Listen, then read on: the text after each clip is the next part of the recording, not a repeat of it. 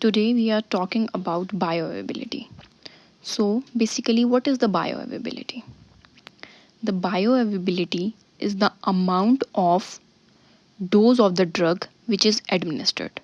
We all know that the drug is administered at specific dose. So, the amount of that specific dose that reach the systemic circulation, and the most important thing is in a chemically unchanged form. So, bioavailability is the amount of the dose of the drug that reach the systemic circulation in a chemically unchanged form. And the most important thing is how we know the bioavailability, how we determine it. So, we compare the plasma level of drug which is given by the route other than the IV route of administration, because we all know the plasma drug levels in the IV route of administration is standard, because in the IV route the bioavailability is 100% as compared to the other routes of administration. So we compare the plasma level of drugs of any particular route of administration with the plasma drug levels which is achieved by the IV route of drug administration.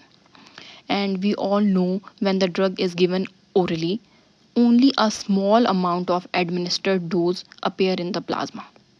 The dose which we administer, for example 600 mg, only a small amount will enter in the plasma. There will be many factors that destroy the amount or that influence the amount. We will discuss further. So before going towards factors that affect the bioavailability of the different drugs, let's talk a little about the different routes of administration and their bioavailability. First of all, we see the IV route. We all know that IV route have 100% bioavailability and it have the most rapid onset of action. The second is IM route. We can say the intramuscular route. Intramuscular route have 75 to less than 100% bioavailability. And the third is subcutaneous route. Subcutaneous route also have 75 to less than 100% bioavailability. And then the most important, the oral route. Oral route have 5 to less than 100% bioavailability. The oral route have much lesser bioavailability as compared to the other routes.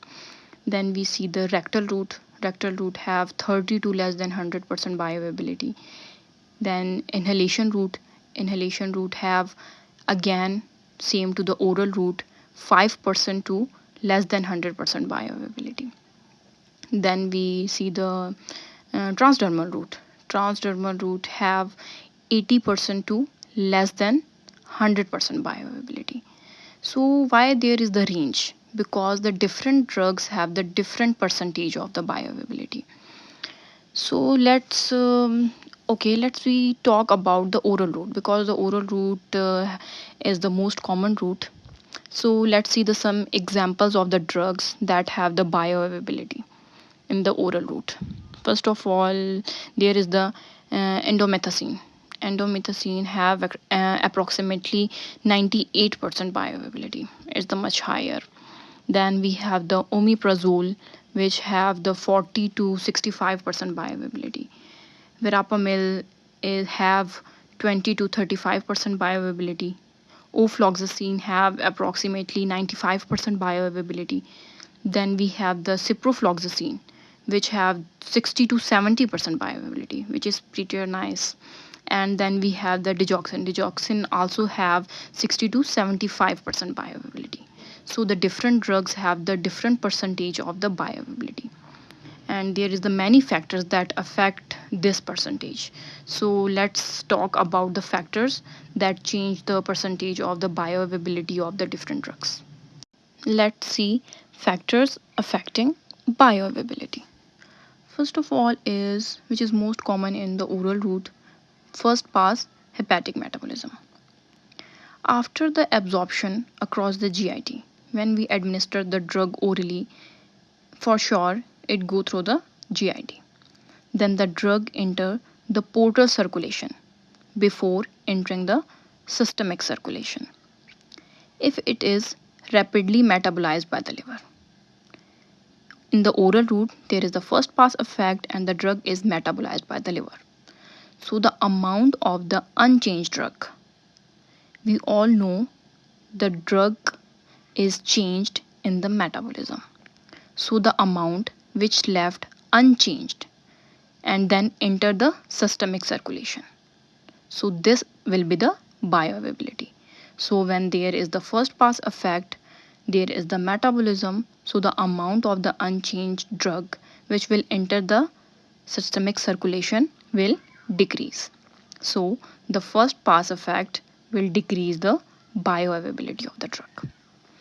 The second is solubility of the drug.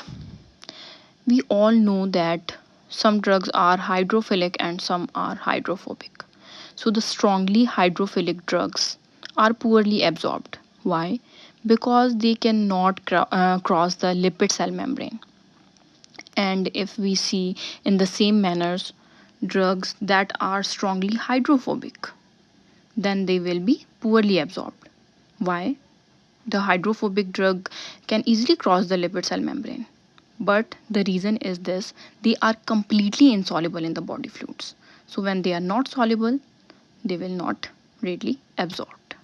So when they are not absorbed, they will not reach the systemic circulation and cannot reach the surface of the cells. So for a drug to be easily absorbed, it must be largely hydrophobic yet have some solubility in the aqueous solution. Some have the properties of hydrophilic. So solubility of the drugs also affect the bioavailability of the drug. The next important one is chemical instability. The chemical instability can be better understood by the example. So some drugs like penicillin G, we can also say that benzyl penicillin, are unstable in the pH of the gastric content. It is unstable, it is destroyed, and the bioavailability will be very low, that will give no effect at all. And the other example is like insulin, are also destroyed in the GIT by degradative enzymes. So we don't give the penicillin G or insulin by the oral route because they have very low bioavailability, and they are chemically unstable in the GIT, and they will not give any results or any therapeutic effects. So the next factor is the nature of the drug formulation. The drug absorption also is affected by the nature of the drug formulation, like the size of the particle, salt form, crystal polymorphism, and the presence of the binders and the dispersing agents. We can see the excipients. These all influence the process of dissolution of the drug. When the process of dissolution of the drug is affected, it will automatically affect the absorption rate of the drug. And when the absorption rate of the drug is affected, the bioavailability is automatically affected. So these all the most important factors. There is also maybe some other factors, but these are the most important factors that affect the bioavailability of the many drugs.